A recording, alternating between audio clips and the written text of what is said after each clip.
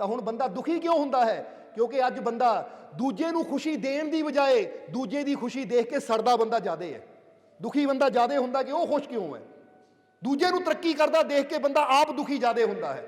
ਹੁਣ ਇਹ ਚੀਜ਼ਾਂ ਜਿਹੜੀਆਂ ਹੈ ਨਾ, ਸਾਡੇ ਕੋਲ ਲੱਖਾਂ ਕਰੋੜਾਂ ਰੁਪਇਆ ਵੀ ਆ ਜਾਵੇ, ਸਾਰੇ ਦੁਨੀਆ ਭਰ ਦੇ ਪਦਾਰਥ ਵੀ ਆ ਜਾਣ, ਫਿਰ ਵੀ ਅਸੀਂ ਜੀਵਨ 'ਚ ਕਦੀ ਅੱਗੇ ਵੱਧ ਨਹੀਂ ਸਕਦੇ। ਕਿਉਂਕਿ ਅੱਗੇ ਵਧਣ ਵਾਸਤੇ ਖੁਸ਼ੀਆਂ ਦਾ ਬੀਜ ਬੋਣਾ ਜ਼ਰੂਰੀ ਹੈ। ਔਰ ਉਹ ਹੈ ਭਲਾਈ ਦਾ ਬੀਜ, ਕਿ ਅਸੀਂ ਨੇਕੀ ਕਰੀਏ, ਅੱਛਾਈ ਕਰੀਏ, ਔਰ ਦੂਜਿਆਂ ਨੂੰ ਕੁਝ ਹੋਰ ਨਹੀਂ ਦੇ ਸਕਦੇ ਤਾਂ ਦੁਆਈ ਦੇ ਦਈਏ, ਦੂਜਿਆਂ ਦੇ ਵਾਸਤੇ ਫਰਿਆਦ ਹੀ ਕਰ ਦਈਏ, ਦੂਜਿਆਂ ਵਾਸਤੇ ਅਰਦਾਸ ਹੀ ਕਰ ਦਈਏ। ਕਿਉਂਕਿ ਜਦੋਂ ਇਨਸਾਨ ਨੂੰ ਲੱਗਦਾ ਹੈ ਮੈਂ ਕਿਸੇ ਵਾਸਤੇ ਸਰੀਰਕ ਤੌਰ ਤੇ ਕੁਝ ਨਹੀਂ ਕਰ ਸਕਦਾ, ਤਾਂ ਉਦੋਂ ਸਾਨੂੰ ਚਾਹੀਦਾ ਕਿ ਉਹਦੇ ਵਾਸਤੇ ਬੈਠੇ ਬੈਠੇ ਅਸੀਂ ਇੱਥੋਂ ਦੁਆਈ ਕਰ ਦਈਏ। ਜਿਸ ਤਰ੍ਹਾਂ ਇਸ ਵੇਲੇ ਤੁਸੀਂ ਸਿਚੁਏਸ਼ਨ ਦੇਖ ਰਹੇ ਹੋ ਨਾ, ਕਿ ਇਸ ਵੇਲੇ ਭਾਰਤ ਵਿੱਚ ਕਿਹੜੀ ਸਿਚੁਏਸ਼ਨ ਚੱਲ ਰਹੀ ਹੈ ਕਿਸਾਨਾਂ ਨੂੰ ਲੈ ਕੇ, ਬੋਲੋ ਚੱਲ ਰਹੀ ਹੈ ਕਿ ਨਹੀਂ?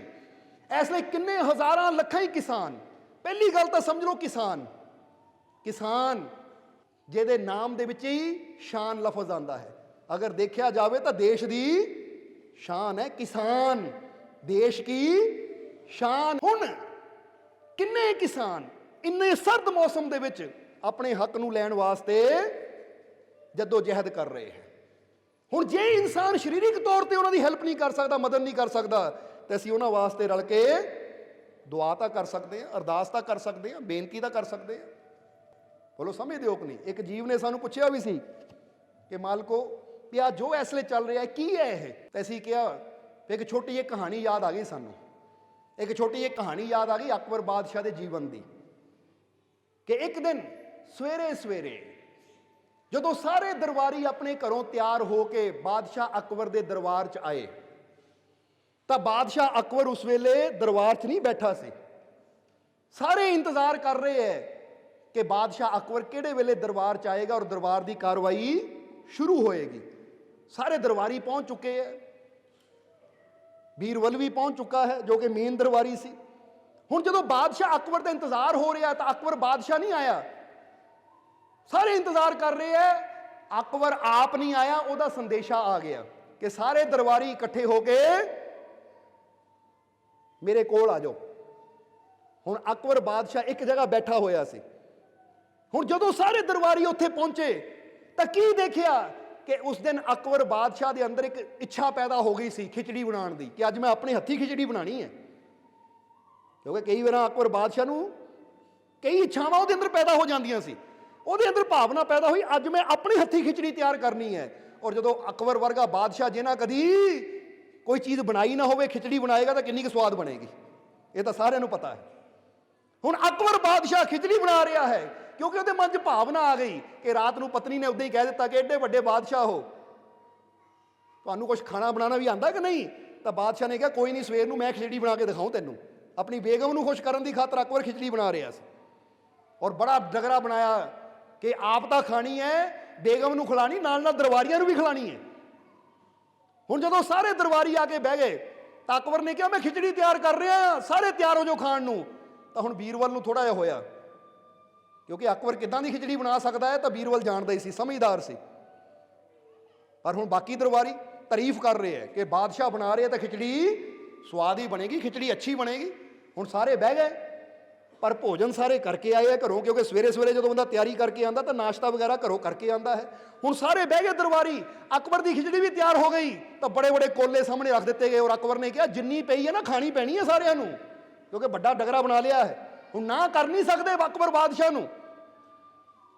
ਖਿਚੜੀ ਸਾਰਿਆਂ ਦੇ ਪਿਆਲਿਆਂ 'ਚ ਲਿਆ ਕੇ ਰੱਖ ਦਿੱਤੀ ਗਈ, ਪਿਆਲੇ ਭਰ ਦਿੱਤੇ ਗਏ। ਤਾਂ ਬੀਰਬਲ ਖਿਚੜੀ ਵੱਲ ਨੂੰ ਦੇਖਦਾ ਤਾਂ ਨਾਲੇ ਇੱਕ ਵਾਰ ਕਹਿੰਦਾ ਕਾਸ਼ ਉਹ ਹੁੰਦੀ, ਕਾਸ਼ ਉਹ ਹੁੰਦੀ, ਨਾਲੇ ਖਿਚੜੀ ਵੱਲ ਦੇਖਦਾ ਹੈ। ਹੁਣ ਜਦੋਂ 2-3 ਵਾਰ ਬੀਰਬਲ ਨੇ ਕਿਹਾ ਕਾਸ਼ ਉਹ ਹੁੰਦੀ, ਤਾਂ ਅਕਬਰ ਕਹਿੰਦਾ ਬੀਰਬਲ ਕੀ ਹੁੰਦੀ? ਆ ਹੁੰਦੀ ਬਾਅਦ ਚੋਂ ਕਰੀ, ਪਹਿਲਾਂ ਖਿਚੜੀ ਖਾਓ, ਔਰ ਅੱਜ ਇਹ ਖਿਚੜੀ ਖਤਮ ਕਰਨੀ ਪੈਣੀ ਹੈ ਤੁਹਾਨੂੰ। ਹੁਣ ਗੱਲ ਬੜੀ ਸਮਝਣ ਵਾਲੀ ਹੈ। ਬੀਰਬਲ ਨੇ ਸਾਹਮਣੇ ਜਦੋਂ ਕੋਲਾ ਭਰ ਕੇ ਰੱਖਿਆ ਖਿਚੜੀ ਦਾ, ਤਾਂ ਬੀਰਬਲ ਕਹਿੰਦਾ ਕਾਸ਼ ਉਹ ਹੁੰਦੀ। ਤਾਂ ਅਕਬਰ ਕਹਿੰਦਾ ਉਹ ਖਿਚੜੀ ਖਾ, ਕੀ ਕਾਸ਼ ਹੁੰਦੀ? ਤੂੰ ਕਿਹਨੂੰ ਯਾਦ ਕਰ ਰਿਹਾ ਇਸ ਵੇਲੇ? ਤਾਂ ਬੀਰਬਲ ਕਹਿੰਦਾ ਮਹਾਰਾਜ ਮੈਂ ਕਹਿ ਰਿਹਾ ਕਾਸ਼ ਉਹ ਹੁੰਦੀ। ਕਹਿੰਦੇ ਕੀ ਉਹ ਹੁੰਦੀ? ਕਹਿੰਦੇ ਕਾਸ਼ ਭੁੱਖ ਹੁੰਦੀ। ਪਹਿਲਾਂ ਪਤਾ ਹੁੰਦਾ ਬਾਦਸ਼ਾਹ ਨੇ ਖਿਚੜੀ ਬਣਾਣੀ ਹੈ ਤਾਂ ਘਰੋਂ ਕੁਝ ਖਾ ਕੇ ਨਹੀਂ ਆਣਾ ਸੀ। ਹੁਣ ਕੀ ਕਰਾਂ, ਭੁੱਖ ਹੀ ਹੈ ਨਹੀਂ, ਜ਼ਰੂਰਤ ਹੈ ਨਹੀਂ। ਬਾਦਸ਼ਾਹ ਕਹਿੰਦਾ ਜ਼ਰੂਰਤ ਹੈ ਨਹੀਂ ਪਰ ਖਾਣੀ ਤਾਂ ਪੈਣੀ ਹੈ, ਕਿਉਂਕਿ ਮੈਂ ਬਣਾਈ ਹੈ। ਭੁੱਖ ਹੈ ਜਾਂ ਨਹੀਂ, ਖਾਣੀ ਤਾਂ ਪੈਣੀ ਹੈ। ਤਾਂ ਬੀਰਬਲ ਕਹਿੰਦਾ ਮਹਾਰਾਜ ਜਿਹਨੂੰ ਖਿਲਾ ਰਹੇ ਹੋ ਉਹਨੂੰ ਤਾਂ ਪੁੱਛ ਲੈਂਦੇ ਕਿ ਤੈਨੂੰ ਲੋੜ ਹੈ ਖਾਣ ਦੀ ਜਾਂ ਨਹੀਂ। ਜੇ ਉਹਦੀ ਜ਼ਰੂਰਤ ਹੁੰਦੀ ਫੇਰ ਦਿੰਦੇ, ਜੇ ਜ਼ਰੂਰਤ ਨਹੀਂ ਹੈ ਜ਼ਬਰਦਸਤੀ ਖਿਲਾ ਰਹੇ ਹੋ ਤਾਂ ਇਹ ਤਾਂ ਇਨਸਾਫ ਨਹੀਂ ਹੈ, ਇਹ ਤਾਂ ਇਨਸਾਫ ਨਹੀਂ ਹੈ। ਅਕਬਰ ਕਹਿੰਦਾ ਹੁਣ ਦੇਖ ਲੈ ਫਿਰ। ਹੁਣ ਬੀਰਬਲ ਨੂੰ ਅਕਬਰ ਦਾ ਕਹਿਣਾ ਮੰਨ ਕੇ ਖਾਣੀ ਤਾਂ ਪਈ, ਪਰ ਜਦੋਂ ਪਹਿਲੀ ਵਾਰ ਮੂੰਹ 'ਚ ਚਮਚਾ ਪਾਇਆ ਤਾਂ ਨਾਲ ਹੀ ਪਤਾ ਲੱਗਾ ਬੇਸਵਾਦੀ, ਲੂਣ ਹੀ ਬੜਾ ਤੇਜ਼ ਹੈ ਉਹਦੇ 'ਚ, ਕਿਉਂਕਿ ਅਕਬਰ ਨੇ ਬਣਾਈ ਹੈ, ਕਦੀ ਬਣਾਇਆ ਹੀ ਨਹੀਂ। ਹੁਣ ਜਿਹਨੇ ਕਦੀ ਕੋਈ ਚੀਜ਼ ਬਣਾਈ ਨਾ ਹੋਵੇ ਉਹਨੂੰ ਤੁਸੀਂ ਕੁਝ ਬਣਾਉਣ ਨੂੰ ਕਹਿ ਦਿਓ, ਕਿਉਂਕਿ ਬਾਦਸ਼ਾਹ ਤਾਂ ਕਦੀ ਪੈਰ ਨਾ ਜ਼ਮੀਨ ਤੇ ਲਾਣ। ਤਾਂ ਰਸੋਈ ਵਿੱਚ ਤਾਂ ਚਲੋ ਆਪਣੀ ਬੇਗਮ ਦੇ ਕਹਿਣ ਤੇ ਚਲੇ ਗਏ ਜਿੱਦਬਾਜੀ ਦੇ ਨਾਲ। ਬੋਲੋ ਸਮਝਦੇ ਹੋ ਕਿ ਨਹੀਂ? ਇਹ ਅਕਬਰ ਬਾਦਸ਼ਾਹ ਦੀ ਕਹਾਣੀ ਕਿਉਂ ਸੁਣਾਈ? ਕਿਉਂਕਿ ਕਿਤੇ ਨਾ ਕਿਤੇ ਅੱਜ ਕਿਸਾਨਾਂ ਦਾ ਵੀ ਇਹੀ ਹਾਲ ਹੈ। ਕਾਰਨ ਕੀ ਹੈ ਕਿ ਜਦੋਂ ਅਸੀਂ ਕੋਈ ਕਾਨੂੰਨ ਕਿਸੇ ਤੇ ਲਾਗੂ ਕਰਦੇ ਹਾਂ, ਜਦੋਂ ਅਸੀਂ ਕੋਈ ਬਿੱਲ ਪਾਸ ਕਰਦੇ ਹਾਂ, ਤਾਂ ਪਹਿਲਾਂ ਉਸ ਸਭਾ ਦੇ ਨਾਲ ਸਾਨੂੰ ਜੁੜ ਕੇ ਪੁੱਛ ਲੈਣਾ ਚਾਹੀਦਾ ਹੈ ਕਿ ਭਾਈ ਤੁਹਾਨੂੰ ਇਹਦੀ ਜ਼ਰੂਰਤ ਹੈ? ਜ਼ਰਾ ਸੋਚੋ, ਤੁਹਾਨੂੰ ਇਹਦੀ ਜ਼ਰੂਰਤ ਹੈ, ਤੁਹਾਨੂੰ ਇਹ 'ਚ ਲਾਭ ਦੀਦਾ ਹੈ, ਫਾਇਦਾ ਦੀਦਾ? ਜੇ ਦੀਦਾ ਹੈ ਤਾਂ ਫਿਰ ਉਹ ਚੀਜ਼ ਨੂੰ ਉਹਨਾਂ ਦੇ ਫਾਇਦੇ ਦੇ ਮੁਤਾਬਿਕ ਹੋਣਾ ਚਾਹੀਦਾ ਹੈ, ਤਾਂ ਕਿ ਅਗਲੇ ਨੂੰ ਕੋਈ ਓਬਜੈਕਸ਼ਨ ਵੀ ਨਾ ਹੋਵੇ, ਅਗਲੇ ਨੂੰ ਕੋਈ ਪ੍ਰੋਬਲਮ ਵੀ ਨਾ ਹੋਵੇ। ਇਹ ਚੀਜ਼ ਦਾ ਸਾਨੂੰ ਖਾਸ ਖਿਆਲ ਰੱਖਣਾ ਚਾਹੀਦਾ ਹੈ ਕਿ ਜਦੋਂ ਅਸੀਂ ਘਰ ਦੇ ਵਿੱਚ ਵੀ ਕਿਸੇ ਬੱਚੇ ਦੀ ਜ਼ਿੰਦਗੀ ਦਾ ਕੋਈ ਫੈਸਲਾ ਲੈਂਦੇ ਆ ਨਾ, ਤਾਂ ਆਪਣਾ ਫੈਸਲਾ ਉੱਤੇ ਲਾਗੂ ਕਰਨ ਦੀ ਬਜਾਏ ਇੱਕ ਵਾਰ ਉਹਨੂੰ ਪੁੱਛ ਕੇ ਸਲਾਹ ਲੈ ਲਓ ਕਿ ਬੱਚੋ ਦੱਸੋ ਜੀ ਆਹ ਕੰਮ ਕਰਨ ਲੱਗੇ ਤੁਹਾਡੇ ਬਾਰੇ ਤੁਹਾਡੀ ਕੀ ਰਾਏ ਹੈ। ਹੁਣ ਜੇ ਬੱਚੇ ਨੂੰ ਚੰਗਾ ਲੱਗੇਗਾ ਇਹ ਚੀਜ਼ ਮੇਰੇ ਫਾਇਦੇ ਵਾਲੀ ਹੈ ਤਾਂ ਬੱਚੇ ਨੇ ਆਪ ਹੀ ਕਹਿਣਾ ਠੀਕ ਹੈ ਪਾਪਾ ਇਹ ਕਰੋ। ਤਾਂ ਜੇ ਬੱਚੇ ਨੂੰ ਲੱਗੇ ਚੀਜ਼ 'ਚ ਮੈਨੂੰ ਕੋਈ ਤਕਲੀਫ ਹੋ ਰਹੀ ਹੈ, ਪਰੇਸ਼ਾਨੀ ਹੋ ਰਹੀ ਹੈ, ਬੱਚਾ ਕਹਿ ਦੇਵੇ ਕਿ ਡੈਡੀ ਮੈਨੂੰ ਆਹ ਪਰੇਸ਼ਾਨੀ ਆ ਰਹੀ ਹੈ, ਤਾਂ ਫਿਰ ਡੈਡੀ ਹੋਏਗਾ ਉਹ ਕਹੇਗਾ ਠੀਕ ਆ ਬੇਟਾ ਇੱਥੋਂ ਤੈਨੂੰ ਪਰੇਸ਼ਾਨੀ ਆ ਸਕਦੀ, ਮੈਂ ਕੋਸ਼ਿਸ਼ ਕਰੂੰਗਾ ਇਹ ਚੀਜ਼ ਦਾ ਸੁਧਾਰ ਕਰ ਦੇਵਾਂ ਤਾਂ ਕਿ ਤੈਨੂੰ ਕੋਈ ਪਰੇਸ਼ਾਨੀ ਨਾ ਆਵੇ, ਕਿਉਂਕਿ ਤੂੰ ਮੇਰਾ ਹੈ ਔਰ ਤੇਰੀ ਖੁਸ਼ੀ ਦਾ ਖਿਆਲ ਵੀ ਮੈਂ ਕਰਨਾ ਹੈ। ਸਮਝ ਆ ਰਹੀ ਹੈ ਕਿ ਨਹੀਂ?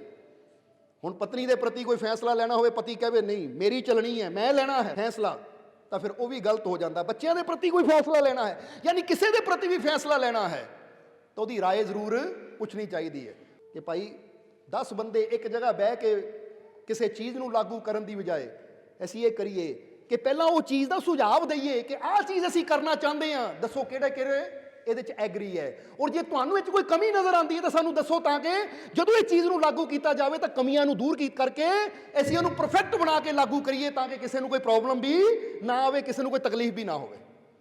ਇਹਦੇ 'ਚ ਮਜ਼ਾ ਵੀ ਆਉਂਦਾ ਹੈ ਕਿਉਂਕਿ ਏਕਤਾ ਦੇ ਅੰਦਰ ਹੀ ਆਨੰਦ ਹੈ, ਸ਼ਾਂਤੀ ਦੇ ਅੰਦਰ ਹੀ ਸਕੂਨ ਹੈ। ਅੱਜ ਦੁਨੀਆ ਦੇ ਉੱਪਰ ਵਾਤਾਵਰਨ ਐਸਾ ਚਾਹੀਦਾ, ਸੋਚ ਐਸੀ ਚਾਹੀਦੀ ਹੈ ਸਾਡੀ ਸਾਰਿਆਂ ਦੀ ਕਿ ਸੰਸਾਰ ਹੀ ਖੁਸ਼ੀਆਂ ਦਾ ਘਰ ਸਵਰਗ ਬਣ ਸਕੇ। ਅਗਰ ਰਲ ਕੇ ਚਲਾਂਗੇ, ਪਿਆਰ ਨਾਲ ਚਲਾਂਗੇ, ਤਾਂ ਫਿਰ ਜੀਵਨ 'ਚ ਆਨੰਦ ਆਏਗਾ। ਫਿਰ ਕਿੱਡੇ ਬੜੇ ਨੁਕਸਾਨ ਤੋਂ ਇਹ ਸਾਡਾ ਦੇਸ਼ ਬਚ ਸਕਦਾ ਹੈ, ਇਹ ਸਮਾਜ ਬਚ ਸਕਦਾ ਹੈ, ਇਹ ਪੂਰਾ ਵਰਲਡ ਬਚ ਸਕਦਾ ਹੈ ਅਗਰ ਅਸੀਂ ਇੱਕ ਦੂਜੇ ਨੂੰ ਸਮਝਣਾ ਸ਼ੁਰੂ ਕਰ ਦਈਏ, ਇੱਕ ਦੂਜੇ ਨਾਲ ਪ੍ਰੇਮ ਕਰਨਾ ਸ਼ੁਰੂ ਕਰ ਦਈਏ ਔਰ ਇੱਕ ਦੂਜੇ ਦੀ ਭਾਵਨਾ ਨੂੰ ਅਹਿਮੀਅਤ ਦੇਣੀ ਸ਼ੁਰੂ ਕਰ ਦਈਏ, ਤਾਂ ਫਿਰ ਝਗੜੇ, ਫਸਾਦ, ਲੜਾਈਆਂ ਤਾਂ ਉਦਾਂ ਹੀ ਖਤਮ ਹੋ ਜਾਣ।